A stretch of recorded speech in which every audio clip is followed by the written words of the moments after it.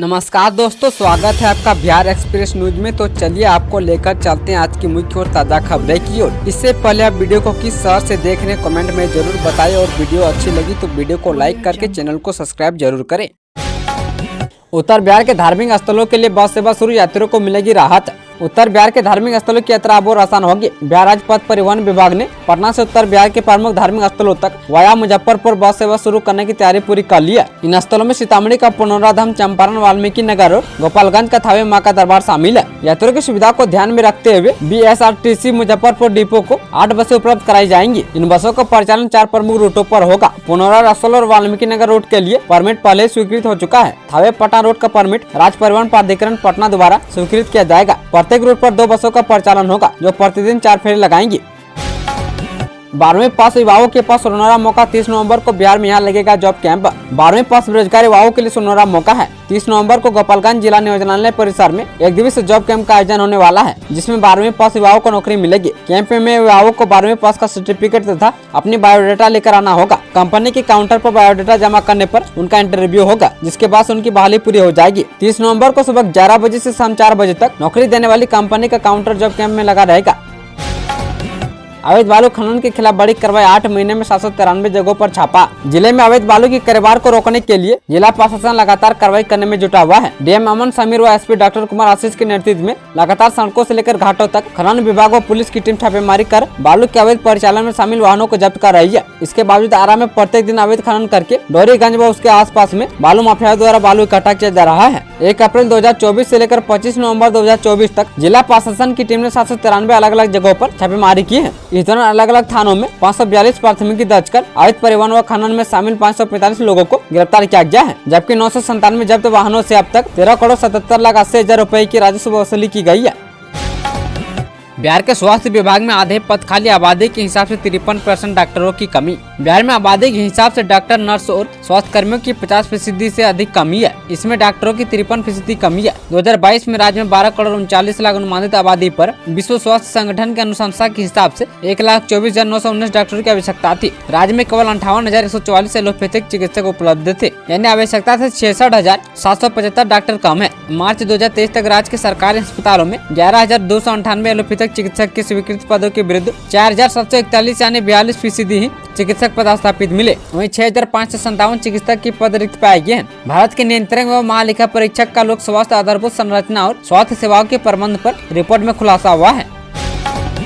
गोपालगंज में एनआईए की ताबड़तोड़ छापेमारी जारी। मास्टरमाइंड रंजन मांझी का मोबाइल जब्त। बिहार के गोपालगंज में एनआईए की टीम ने दूसरे दिन शुक्रवार को मंझागढ़ थाना क्षेत्र के सिपा खास गांव के रंजन मांझी से बंद कमरे में करीब 6 घंटे तक पूछताछ की। इस दौरान टीम ने रंजन मांझी का मोबाइल जब्त कर लिया। मंझागढ़ थाना पुलिस को एनआईए की टीम ने अंदर आने नहीं दिया। बताया जाता है कि रंजन मांझी लोगों को विदेश भेजने का काम करता है। बता दें कि पहले दिन जिले की 5 जगहों पर एनआईए ने छापेमारी की थी। एनआईए की टीम मानव तस्करी व साइबर ठगी के कंबोडिया कनेक्शन की जाँच कर रही है। रोहतास के 3 प्रखंडों में हो रहा पैक्स चुनाव, सुरक्षा के पुख्ता इंतजाम। जिले की 3 प्रखंडों में पैक्स का चुनाव हो रहा है। नोखा तथा डेहरी प्रखंड में मतदान की प्रक्रिया चल रही है। वहीं सुरक्षा के तमाम व्यवस्था किए गए हैं। जिले के कुल 41 पैक्स के लिए 177 मतदान केंद्र बनाए गए हैं। कुल 1,12,467 मतदाता अपने मतों का प्रयोग कर रहे हैं, जिसमें महिलाओं की भी भूमिका अच्छी खासी है। करगहर के पिपरा स्थित मतदान केंद्र पर भी मतदाता की भीड़ दिख रही है। बुजुर्ग मतदाताओं में भी काफी उत्साह देखने को मिल रहा है। मतदान केंद्र की व्यवस्था को देखकर बुजुर्ग मतदाता संतुष्ट दिखे। छात्र संघ चुनाव पर पटना यूनिवर्सिटी में फिर हंगामा, छात्राओं से बदसलूकी। बिहार के पटना विश्वविद्यालय में छात्र संघ चुनाव को लेकर चल रहा आंदोलन उग्र होता जा रहा है। शुक्रवार को छात्रों ने विश्वविद्यालय परिसर में बवाल काटा। कई दिनों से जारी अनशन को समाप्त करने की दिशा में हो रहे विलंब से आंदोलनकारी छात्र परेशान हो गए। गुरुवार को अनशनकारी छात्रों की तबियत बिगड़ गई। उसके बाद शुक्रवार को उग्र हो गए। उन्होंने विश्वविद्यालय का कामकाज ठप करा दिया। इस दौरान छात्राओं के साथ बदसलूकी और वाइस चांसलर कार्यालय से जारी पत्र को फाड़कर विरोध किया गया। आंदोलनकारी छात्र फरवरी में चुनाव कराने की मांग पर अड़े हैं। पहले भी कई बार हंगामा प्रदर्शन हो चुके हैं। छात्रों का कहना है कि अनशनकारी छात्रों की हालात बिगड़ने लगी है। स्नातकोत्तर पीजी के छात्र रुपेश कुमार की तबीयत खराब होने के बाद धरना स्थल पर उन्हें सलाइन चढ़ाया गया। इसके अलावा भी कई छात्रों की सेहत खराब हो गई है, लेकिन मामले को सुलझाकर अनशन समाप्त करने की दिशा में कोई पहल नहीं की जा रही है। कोहरे में हादसों पर लगाम कैसे, हाईवे पर होगा ये काम। बिहार में कोहरे से नेशनल हाईवे पर सड़क हादसे कम करने के लिए सरकार ने शुरुआती दौर में ही कमर कस ली है। पथ निर्माण विभाग ने सभी एनएच सड़क किनारे लैंड मार्किंग लगाने का निर्देश दिया है। विभाग ने इसको लेकर एनएचआई, एनएच पूर्व विकास निगम और पुल निर्माण निगम आदि के अभियंताओं को गाइडलाइन भेजी है। गाइडलाइन में भारतीय सड़क कांग्रेस 35 मानकों को अपनाने की सलाह दी गई है। कोहरा रोकने के लिए सड़क से सटे घर व पेड़ों के निकट ऑब्जेक्ट, हजार्ड मार्कर और रेट्रो रिफ्लेक्टिव टेप लगाए जाएंगे।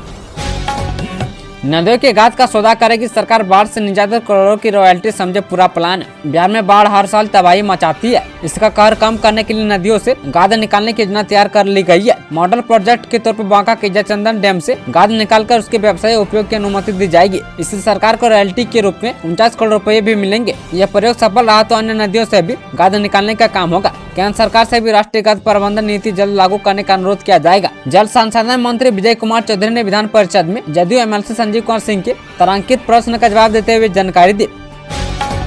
RJD chief Lalu Yadav routine checkup के लिए दिल्ली रवाना। आरजेडी सुप्रीमो लालू यादव शुक्रवार को सुबह की फ्लाइट से दिल्ली रवाना हो गए। बताया जा रहा है कि रूटीन हेल्थ चेकअप के लिए राजद चीफ दिल्ली गए हैं और 2 दिसंबर को वापस पटना लौट आएंगे। आपको बता दें कि पहले से अगस्त महीने में भी लालू यादव चेकअप के लिए सिंगापुर गए थे। इधर उनके साथ बेटी मीसा भारती थी। राजद अध्यक्ष की तबीयत फिलहाल ठीक है। हाल ही में हुए झारखंड चुनाव और बिहार उपचुनाव में महागठबंधन के लिए चुनाव प्रचार भी किया था। कई बार पटना की सड़कों पर आइसक्रीम खाते भी नजर आ चुके हैं। लालू यादव लगातार बिहार की राजनीति में भी सक्रिय है।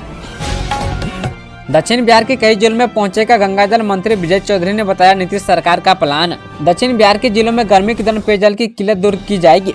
इसके लिए 5 जलाशयों में गंगा जल पहुंचाने की योजना में तेजी लाई जाएगी। बदौर खड़गपुर में काम शुरू कर दिया गया है। 3 अन्य जलाशय मोरवे, बासकुंड और आंजन में डीपीआर तैयार की जा रही है। विधान परिषद में जल संसाधन मंत्री विजय कुमार चौधरी ने राजद एमएलसी सैयद फैसल अली के तारांकित प्रश्न का जवाब देते हुए जानकारी दी। राजद एमएलसी ने दक्षिण बिहार में पानी की समस्या का मामला सदन में उठाया। उन्होंने कहा कि जल निकायों के पुनरुद्धार के लिए ठोस योजना तैयार करने की जरूरत है। इसके जवाब में मंत्री विजय कुमार चौधरी ने कहा कि दक्षिण बिहार में 22 जलाशय हैं। इसमें बदुआ और खड़गपुर जलाशय में काम किया जा रहा है। वहीं चंदन जलाशय का भी सफाई का काम हो रहा है। जलाशय में पानी के लिए गंगा जल का इस्तेमाल किया जाएगा। विपक्ष के हंगामे के बीच विधानसभा की कार्यवाही 2 बजे तक स्थगित। बिहार विधानसभा की कार्यवाही विपक्ष के भारी हंगामे के बीच दोपहर 2 बजे तक के लिए स्थगित कर दी गई है। सदन की कार्यवाही शुरू होते ही प्रश्नोत्तर काल में स्मार्ट मीटर में गड़बड़ियों को लेकर विपक्ष बेल में जाकर हंगामा करने लगा। इस दौरान स्वास्थ्य मंत्री मंगल पांडे डेंगू से मौतों के सवाल का जवाब दे रहे थे। इस दौरान विधानसभा स्पीकर नंदकिशोर यादव ने विपक्षी दल के सदस्यों को समझाने की कोशिश की, लेकिन हंगामा जारी रहा, जिसके बाद सदन को 2 बजे तक के लिए स्थगित कर दिया गया। आपको बता दें कि आज बिहार विधानसभा के शीतकालीन सत्र का आखिरी दिन है।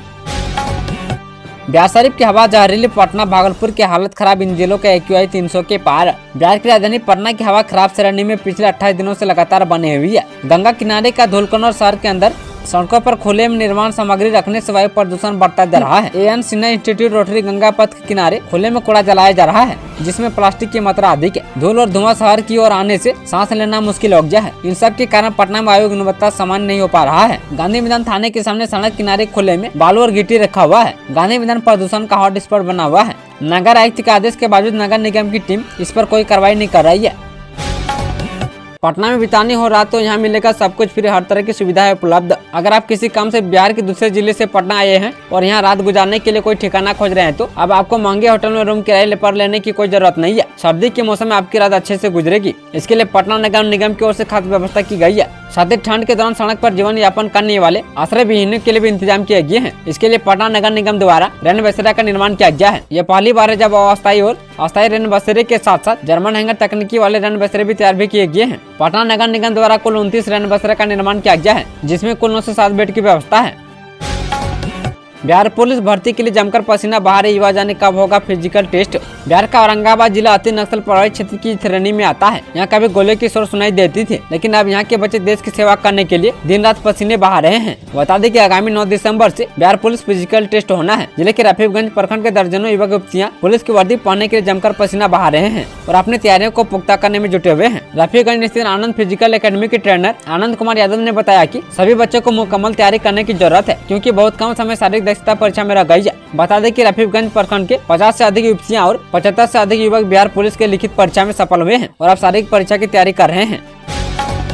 नया पश्चिमी विक्षोभ लेकर आ रहा कड़ाके की ठंड, अलर्ट जारी, जान लीजिए अपने जिले का हाल। बिहार में अगले 2 दिनों के बाद कड़ाके की ठंड आने वाली है। फिलहाल बंगाल की खाड़ी में समुद्री हलचल से आंशिक बादलों की आवाजाही बढ़ी है। इसे न्यूनतम तापमान 11 डिग्री सेल्सियस के ऊपर बना हुआ है। कुछ दिनों पहले यह 9 डिग्री के पास पहुंच गया था। पटना स्थित मौसम विज्ञान केंद्र के वैज्ञानिक गौरव कुमार के अनुसार 29 नवंबर को एक नया पश्चिमी विक्षोभ हिमालय क्षेत्र में दस्तक देगा। इसके प्रभाव से पूर्वोत्तर क्षेत्रों में बर्फबारी होगी। वैज्ञानिक कुमार की माने तो उत्तर पश्चिम भारत में समुद्र तल से औसत 12.6 किलोमीटर ऊपर जेट स्ट्रीम की हवाएं 140 नॉट से चल रही है।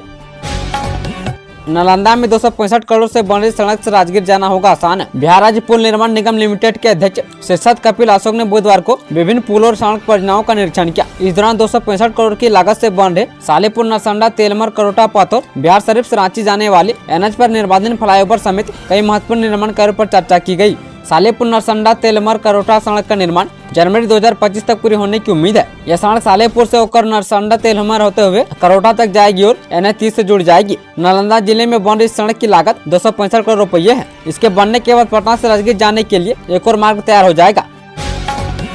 घूमने के शौकीन है तो चले आए बिहार। यहाँ से ग्रेट वॉल ऑफ चाइना से भी पुरानी साइक्लोनिक वॉल। अगर आप ऐतिहासिक धरोहर घूमने की जगहों के शौकीन है तो आपको बिहार में घूमने के लिए कई जगह मिल जाएंगी। लेकिन आज हम बात करेंगे ऐतिहासिक शहर राजगीर की, जो अपने खूबसूरती और धार्मिक महत्व के लिए मशहूर है। वैसे तो राजगीर में घूमने के लिए कई विकल्प है, लेकिन यहाँ मौजूद साइक्लोनिक वॉल अपने आप में एक बहुत अद्भुत संरचना है। कहा जाता है कि यह दीवार चीन की ग्रेट वॉल से भी पुरानी है और दुनिया की सबसे लंबी प्राचीन दीवारों में से एक है। राजगीर की सुरक्षा के लिए बनाई गई ये दीवार करीब 45-48 किलोमीटर लंबी है। वहीं 5 पहाड़ियों को घेरते हुए ये दीवार बड़े बड़े खोददरे पत्थरों से बनी है। दीवार की चौड़ाई करीब 14 फीट है और सुरक्षा के लिए जगह जगह बुर्ज बनाए गए हैं। भारतीय पुरातत्व संरक्षण के मुताबिक ये दीवार सिल्क रूट का भी हिस्सा रही है। बिहार में स्मार्ट मीटर को लेकर सदन के बाहर भीतर संग्राम। बिहार विधानमंडल की शीतकालीन सत्र चल रहा है। सदन में विपक्ष ने स्मार्ट मीटर के मुद्दे को मजबूती के साथ उठाया है। आरजेडी ने सरकार से इस फैसले को वापस लेने की मांग कर रही है। विपक्षी दलों का कहना है कि सरकार चुपचाप तमाशा देख रही है, जिसे किसी भी हाल में बर्दाश्त नहीं किया जाएगा। राष्ट्रीय जनता दल के विधायक भाई वीरेंद्र ने सदन से निकलने समय पत्रकारों से बातचीत के दौरान कहा कि स्मार्ट मीटर जनता की जेब को खाली करने का जरिया है, इसे बर्दाश्त नहीं किया जाएगा। हम लोगों ने पहले स्मार्ट मीटर का विरोध किया। मैं अनुभव किया हूँ, जो पहले से मीटर लगे हैं उनका बिलिंग और स्मार्ट मीटर के बिलिंग में जमीन आसमान का फर्क है। विधायक भाई वीरेंद्र ने कहा कि हम लोग जनता की सेवक है, जनता की जेब खाली ना हो इसका ध्यान रखकर आरजेडी नेता तेजस्वी प्रसाद यादव पार्टी नेता और महागठबंधन के लोगों ने इसको आधार बनाकर पूरे देश में धरना प्रदर्शन कर स्मार्ट मीटर को हटाने का काम करेंगे।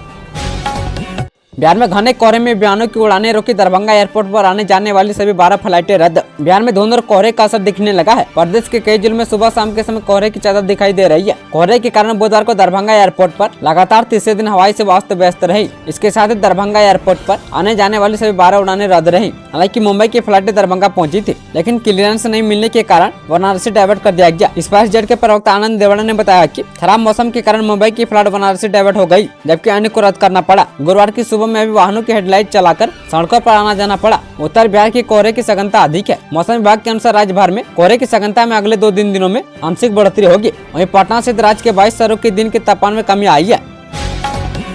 नालंदा में फक्स चुनाव जीते अध्यक्ष को मारी गोली। बिहार में फक्स चुनाव के पहले चरण का परिणाम आने के साथ ही चुनावी रंजिश में जानलेवा हमले शुरू हो गए हैं। नालंदा में चुनाव जीतने के ठीक बाद नवनिर्वाचित फक्स अध्यक्ष को गोली मारकर जख्मी कर दिया गया। इस हमले में फक्स अध्यक्ष बाल बच गए, लेकिन इलाज के लिए उन्हें रेफर कर दिया गया है। जख्मी बिहार शरीफ प्रखंड के मेघी नगमा पक्ष के नवनिर्वाचित अध्यक्ष शिवचरण विजय है। वहीं दूसरी घटना तेलमर थाना क्षेत्र की है, जहाँ चुनावी रंजिश में गोलीबारी हुई, जिसमें 2 युवक जख्मी हो गए हैं।